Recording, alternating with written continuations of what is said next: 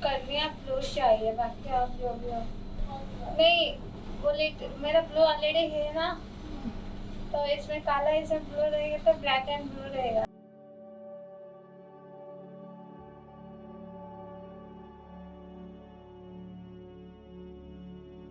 Jewellery सब वाले वो भी आए, तो उन्होंने बोला कि इसके ऊपर इसने तेजाब डाला है।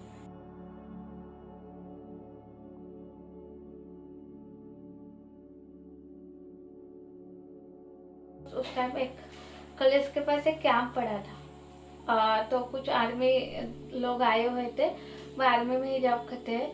तो उनमें से एक लड़का था 28 साल का, तो वो उड़ीसा का ही था। तो उसने मुझे कहीं पे कॉलेज के पास बहुत बार देखा होगा। तो फिर उसने भी फैमिली को प्रपोजल दिया। तो फिर घर वालों ने मना किया कि I was just 16 years old. जब भी मैं कॉलेज से बाहर आती थी वो गेट के पास खड़ा होता था। तो फिर कुछ दिन तक ऐसा ही चला, फिर वो चला गया अपने कैंप पे। फिर 4-5 महीने में फिर आया। देखा कि दो लड़के ऐसे तो गाड़ी आना जाना होती थी, तो फिर देखा दो लड़के सामने से आ रहे। तो वो ना हाथों में, वो जो था, जो मेन नाटक था, वो उसके हाथों में एक बोतल था, वो पकड़ के बैठा हुआ था। जब आर्गुमेंट हो रहे थे वो मेरे सामने बोतल खोल रहा था। तो आई वॉज गेस कि वो ड्रिंक नशे की हालत में, सो मेनी टाइम वो कॉल किया था। बहुत नशे में होता है वो, जब भी फोन करता है घर में नशे की तरह बात करता है, एकदम ड्रंकर की तरह।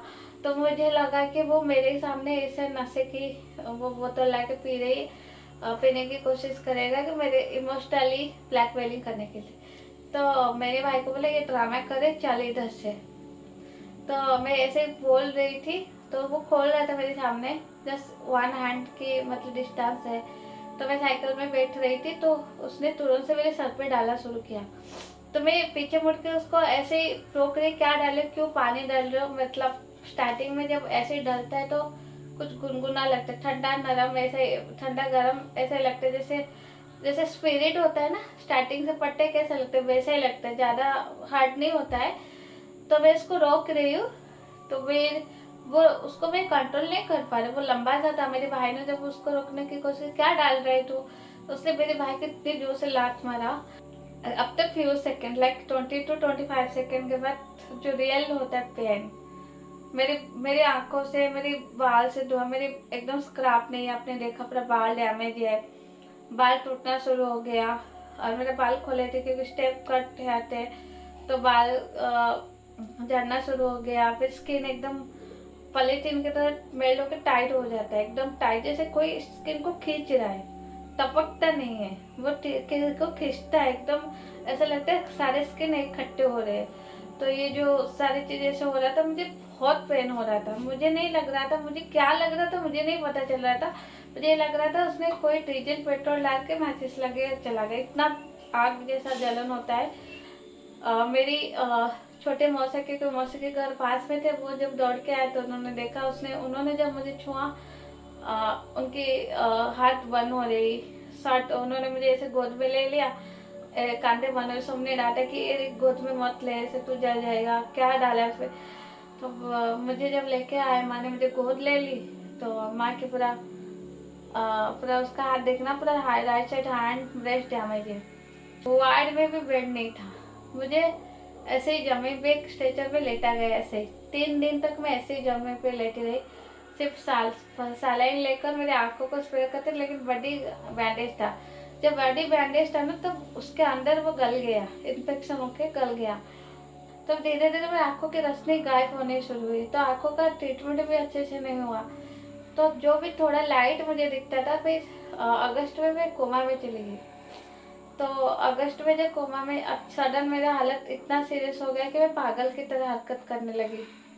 मेरा डॉक्टर ने बोला, घर वालों ने बोला कि मैं कुछ भी बोल रही थी, मुझे नहीं पता। तो फिर बेहोश हो गई, फिर मेरी पसीने निकले, चेस्ट पेन हुआ, मैं सांस नहीं ले पाई, फिर ऑक्सीजन लगा। तो फिर मैं कोमा में चली गई, जब डॉक्टर ने बोला कि कोमा में जा चुकी है। तो फिर बाय गॉड की 26 आवर्स 30 सेकेंड बाद कोमा से जब बाहर आई, तो मेरे साथ ये था कि मैं सिर्फ बोल पा रही थी, आंखों में पूरा अंधेरा छा गया था और बॉडी पैरालाइज हो चुका था। मेरे वेट 22 किलो हो गया था। इतना, हाँ, इतना मैं स्लिम हो गई थी, मतलब कुछ भी नहीं था, मतलब सिर्फ मेरे शरीर में हड्डी थी।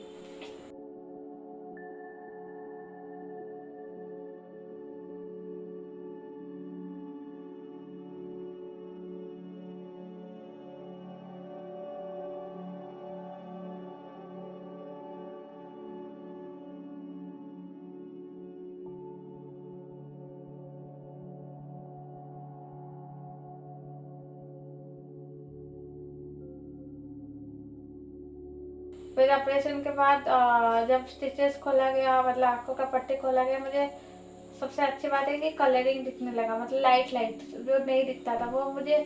एक होता है ना समुद्र, मतलब एक प्यासे को थोड़ा बूंद पानी मिलने जैसा होता है, मैं खुश हो गई। तो मैंने डॉक्टर को पूछा कि मैं दिख नहीं क्यों पा रही हूँ, कि लोगों को नहीं दिखता। तो उन्होंने बोला बेटा स्लोली स्लोली आएगा, ऐसे सडनली नहीं आएगा।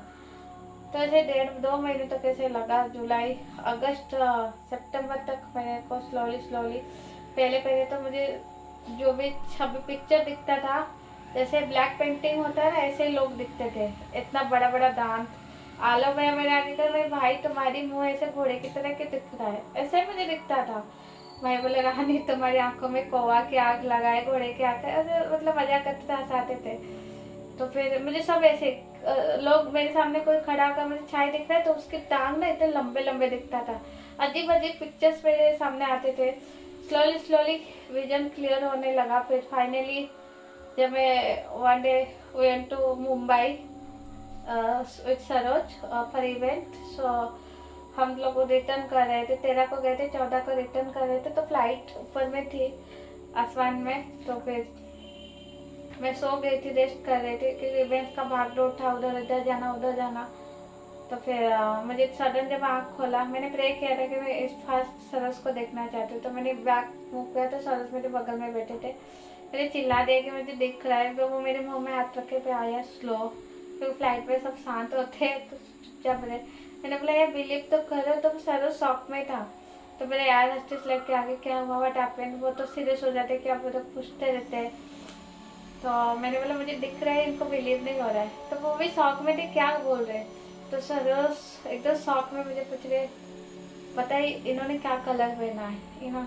मैंने सब कुछ बताना जब शुरू किया, सरोज की आंखों में से मतलब आंसू 2 बूंदे निकल आए। वो खुशी इतना हो गया था, मुझे हक कर दिया, कुछ भी दिख रहा है।